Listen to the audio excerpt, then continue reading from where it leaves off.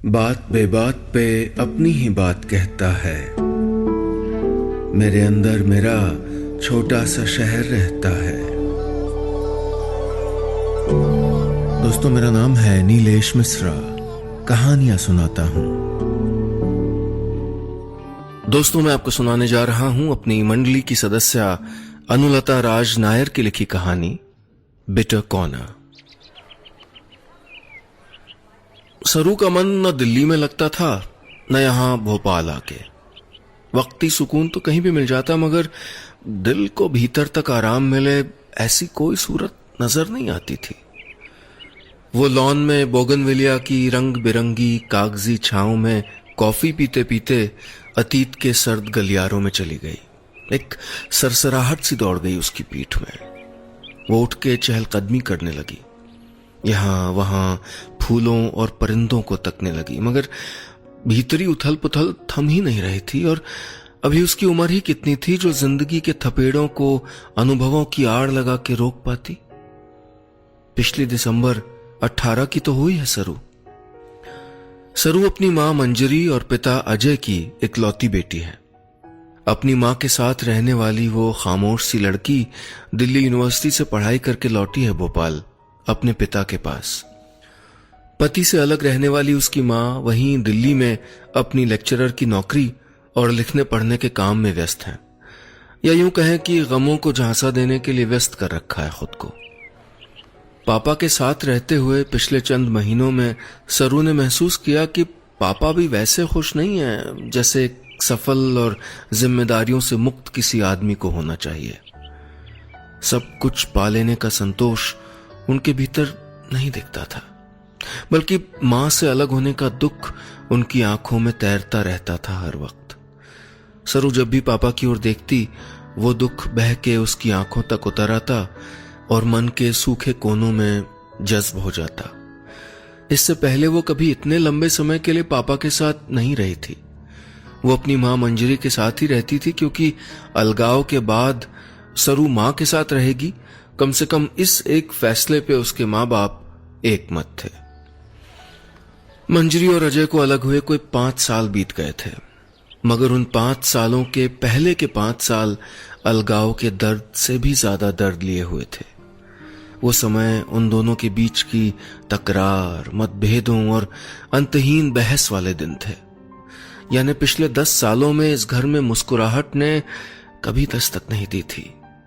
उसके पहले के साल सरू को ठीक से याद नहीं।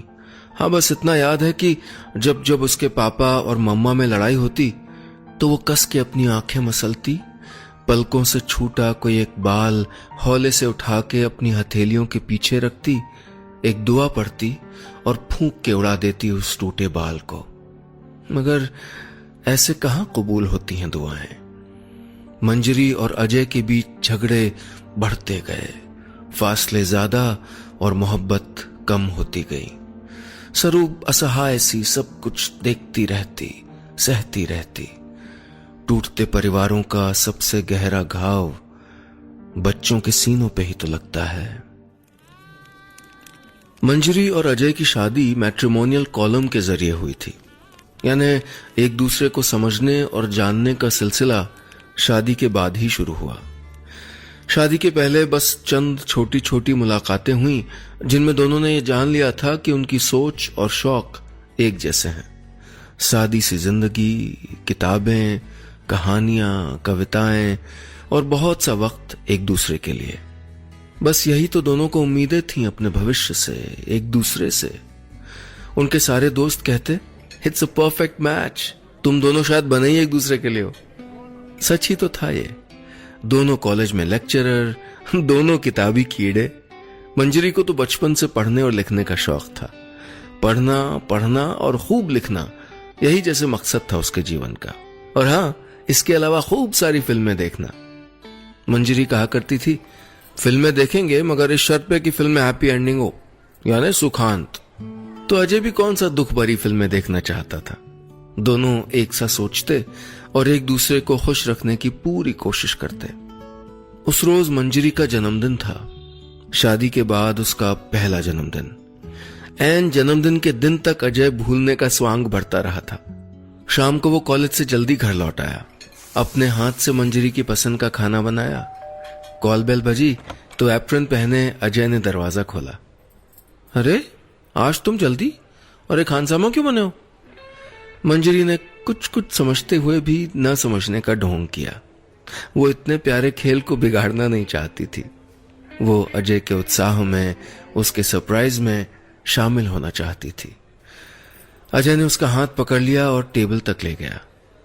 हर दिन मुबारक हो मेरी जाना। उसने एक बड़ा सा गिफ्ट मंजरी के हवाले कर दिया। आहा, मंजरी का चेहरा खिल गया था। क्या है इसमें, बताओ ना क्या है? वो बच्चों की तरह मचल रही थी। पैकेट खोलते ही उसकी आंखें चमक गई। Oh thank you so much कहते हुए वो अजय के गले में झूल गई। सामने बिखरी थीं उसके पसंदीदा लेखकों की किताबें, Nirmal Verma, Amrita Pritam, Robert Frost, Catherine Mansfield और फिल्म के 2 टिकट। मंजरी को जैसे खजाना मिल गया था।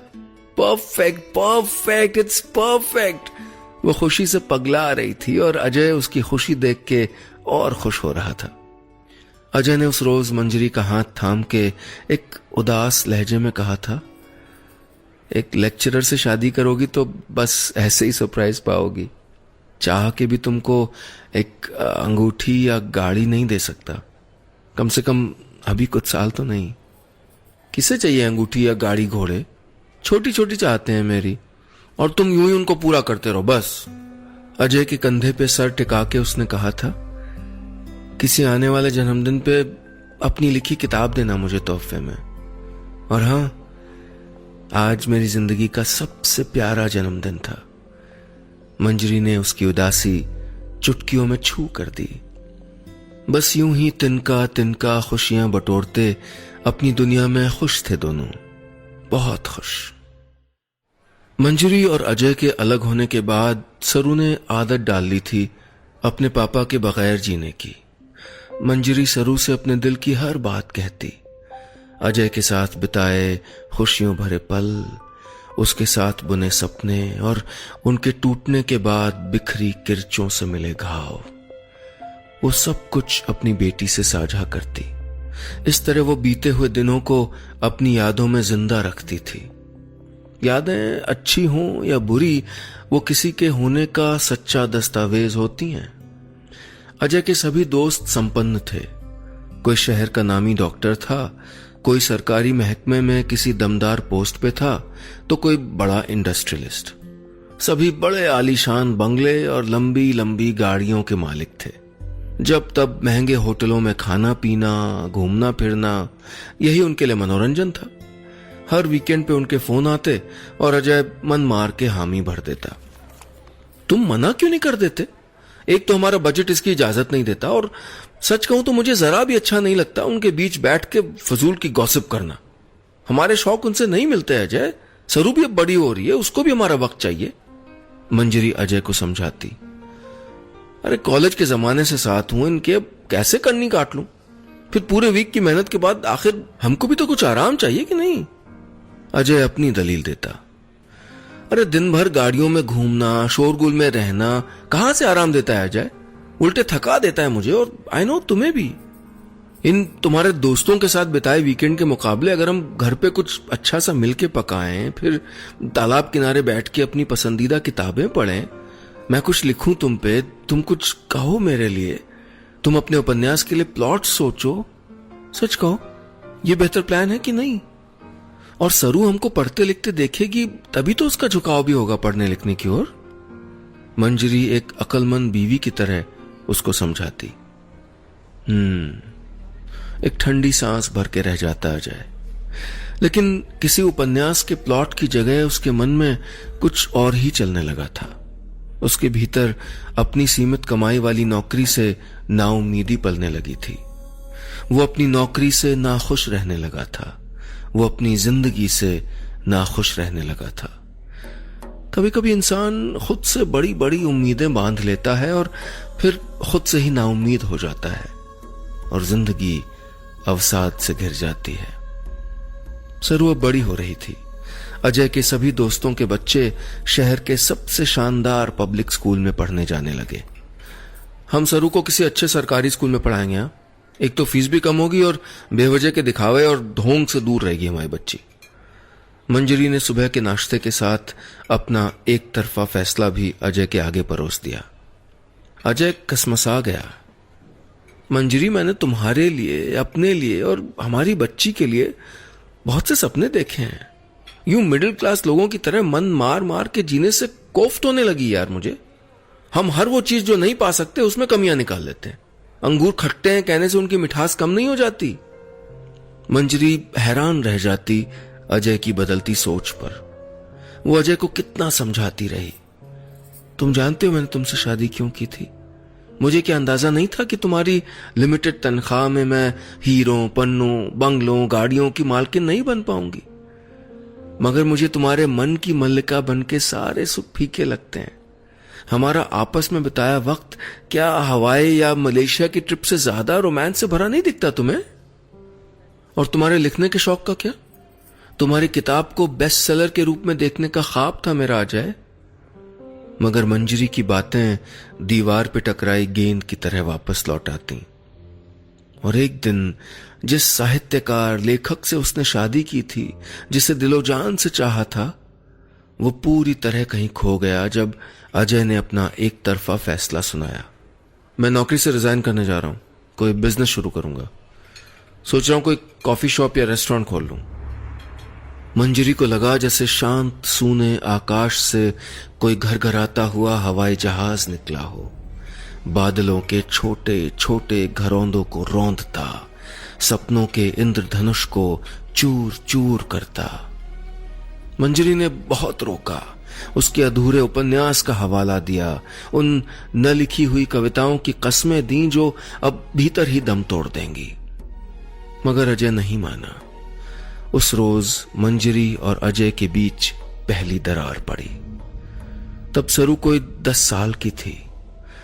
अब अजय का सारा वक्त बैंकों से लोन लेने में, कॉफी शॉप के लिए जगह तलाशने में, सरकारी परमिशन जुटाने में बीतने लगा। अब उसके पास जरा भी वक्त नहीं था कि वो मंजरी के साथ झूले पे बैठ के गालिब को पढ़े या साहिर को गुने। न जाने कितने दिनों से दोनों ने कोई फिल्म ही नहीं देखी थी।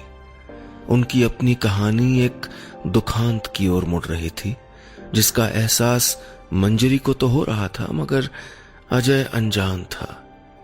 उस साल अजय मंजरी की सालगिरह सचमुच भूल गया। वो भूल गया कि उसकी पत्नी और बेटी आखिर चाहते क्या हैं। अजय की कॉफी शॉप क्या खुली, वो तो वहीं का होके रह गया।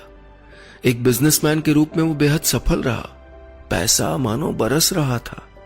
अब उसके पास बड़ा सा घर था, एक लंबी गाड़ी थी, मगर पिछले 3-4 सालों में ऐसे मौके कम ही आए जब उस बड़े से घर में खिलखिलाने की आवाज गूंजी हो या लंबी कार में वो तीनों कहीं गुनगुनाते साथ निकले हों किसी अनजान मंजिल की ओर। खुशियों के बीच गमों ने कब घुसपैठ कर ली, उनको पता ही नहीं चला। और अजय ने अपनी कॉफी शॉप का नाम रखा था बिटर कॉर्नर। मंजरी के घर में किताबों, कविताओं की जगह अब डायरियों, कैलेंडर, रिमाइंडर्स और अलार्म ने ले ली थी। तेज संगीत और शोर शराबे की पार्टियों के सिवा वो दोनों कहीं एक साथ नहीं जाते। वक्त ही नहीं था। मंजरी विरोध करती तो वो नाराज हो जाता। हर बात एक ही ढंग से सोचने वाले दो लोग अब हर बात पे टकराने लगे। मंजरी कहती तुम बदल गए हो, अजय कहता तुम भी पहले सी नहीं रही हो। कौन तय करता कि दोष किसका था? कौन बदला और कौन भुगत रहा है इस बदलाव का दंश? एक रात उनके झगड़े के बाद मंजरी सरू के कमरे में सोने चली गई। उसके मन के भीतर कुछ टूट गया जब उसने तकिए में सर घुसाए अपनी लाडली को जार जार रोते देखा। उफ, कितने स्वार्थी होते हैं माँ बाप जो अपने सुखों दुखों के हिसाब रखने में बच्चों के नाजुक दिल को छलनी करते रहते हैं। उस रात मंजरी ने फैसला कर लिया और सुबह होते ही अजय को सुना भी दिया। मैं दिल्ली जा रही हूं, सरू को साथ लेके। वहीं मैंने नौकरी के लिए अप्लाई भी कर दिया है। अजय ने कुछ नहीं कहा। क्या कहता? सरू की कॉफी खत्म हो चुकी थी और उसका फ्लैशबैक भी। पापा घर आ गए थे। कब दिन ढला, कब शाम से रात हुई, उसे पता ही नहीं चला। थके निढाल कदमों से पिता को आता देख सरू का मन भीग सा गया। मां के करीब होकर उसने मां के दुख जाने, पिता के भीतर कितने ज्वालामुखी दबे पड़े हैं, ये उसने अब महसूस किया। उस रोज देर रात पिता के कमरे की लाइट जली देखी तो सरू चली आई उनके पास। धीमी सी रोशनी में अपनी डायरी पे झुके हुए वो कुछ लिखने में डूबे हुए थे। ये क्या पापा? सरू ने उनकी आंखों को पढ़ने की कोशिश की। ये मेरा सफर है, इसे एक उपन्यास का रूप दे रहा हूं। पापा? सरू हैरान थी। आपने तो पढ़ने लिखने किताबों सबसे मुंह मोड़ लिया था। आपके और मां के अलग होने की वजहों में से ये उपन्यास भी तो था ना पापा? अजय की पलकें भीग गईं।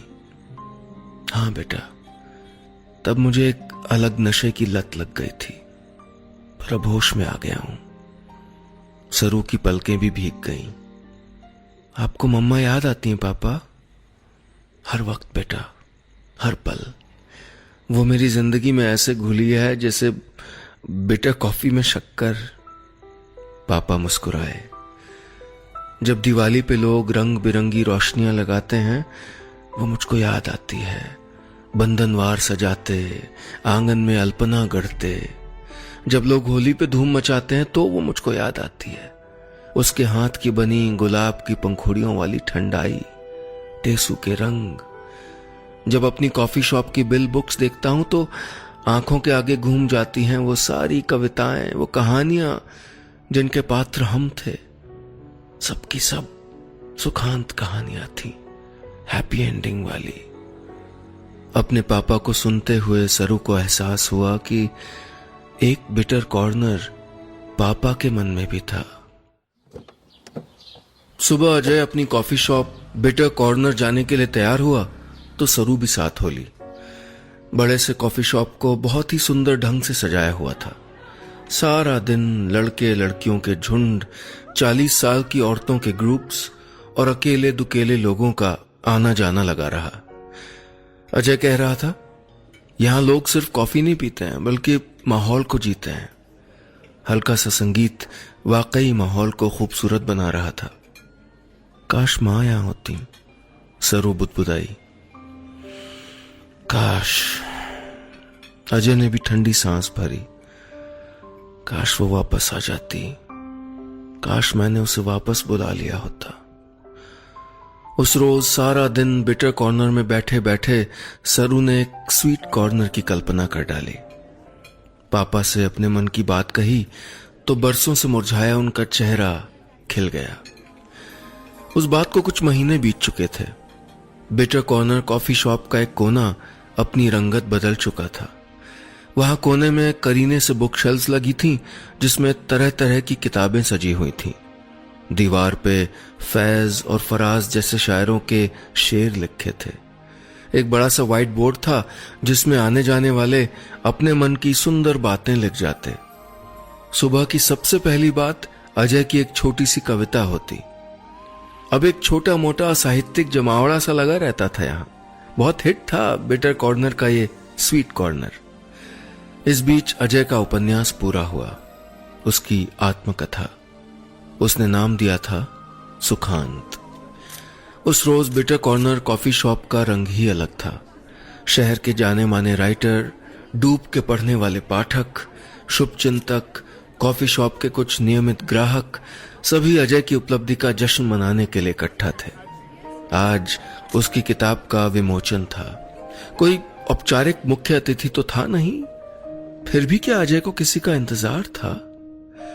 वो सुनहरे कागज में लिपटी अपनी किताब को पकड़े न जाने कहां खो गया था। उसके हाथ में उसकी जिंदगी का पूरा लेखा जोखा था। कहानी का नायक वो खुद था और उसके लिए ये सबसे दुखद बात थी कि अपनी नायिका की नजर में वो खलनायक था। कुछ पलों में ही अजय का माजी उसके सामने से होके गुजर गया। धुंध सी छा गई उसकी नजरों के सामने। तभी किसी ने उसके हाथ से पैकेट लेके उसके ऊपर बंधे रिबन को हौले से खींच दिया। किताब सबके सामने थी, लोग तालियां बजा रहे थे, मुबारकबाद दे रहे थे। अजय एक मशीन की तरह लोगों से हाथ मिला के शुभकामनाएं लेता जा रहा था, मगर उसकी निगाहें गड़ गई थीं उन हाथों पर जिसने उसकी आत्मकथा का विमोचन किया था, उन हाथों पर जिन्हें अपने हाथों में लेके उसने कितने वादे किए थे और कुछ तोड़े भी थे।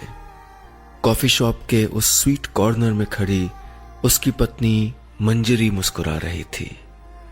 न जाने कितने सालों बाद दोनों एक दूसरे को देख रहे थे। अजय ने पलट के देखा तो उसकी लाडली सरू भी मुस्कुरा रही थी।